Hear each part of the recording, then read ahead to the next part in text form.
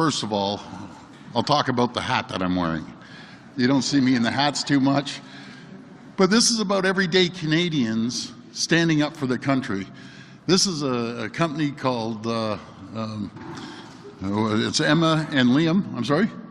Jack Pine, that's it. Jack Pine, they sent it over, so I want to thank Liam and Emma, but this is an example of how we need to unite, and we cannot let President Trump divide us. He'll be being sworn in a week, and then he's going to lay the tariffs on Canada. He's going to try to devastate our country. He's going to try to divide our country, and we cannot have division in our country. I understand that all around the country, everyone has their concerns, their jurisdictions from coast to coast to coast, but there's one thing that's more important than jurisdictions, is standing up for the country. Country comes first over anything, and we're going to continue to fight against these tariffs, and we're going to use every tool in our toolbox to make sure that happens. Your premier's here today who said nothing should be off the table.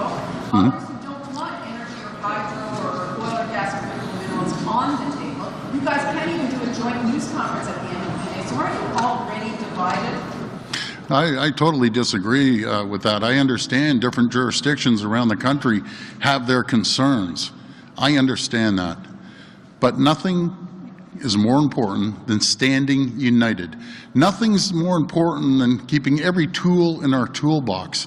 You don't negotiate through weakness, you negotiate through strength. And these are the tools that we need to move forward and make sure that we have tough retaliatory tariffs to defend the country.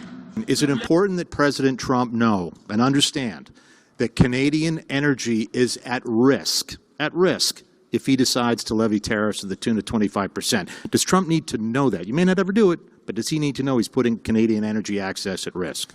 Well, I would say that we, not only Americans, but North Americans need to have access not only to our oil and gas products, but all of our energy products if we are truly going to continue to build what we aspire to build as individuals, whether we live south of the 49th parallel or north of the 49th parallel.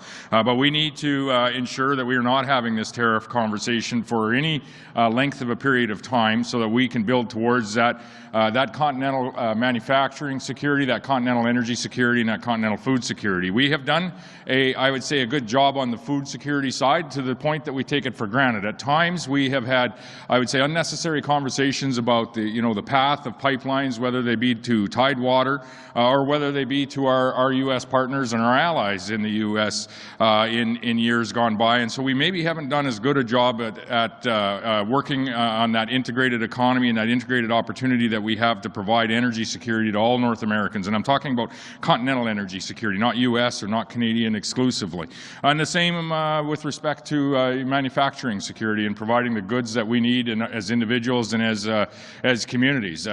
All of these industries and many more are so very integrated across the border. And so this discussion that we're having today needs to be beyond any escalating this tariff discussion. It needs to look beyond escalating any of the divisions that we have in this nation or on this continent and getting back to what we do well. There are other nations that are looking at continental energy security in North America. There are other nations that are looking at food security as our continent of North America goes, and what the investment attraction environment is in North America when it comes to manufacturing and investing in all of those industries. And I would say that not all of them have our best interests in mind, and so we need to pay attention to it. And I think that can start and be part of that discussion today.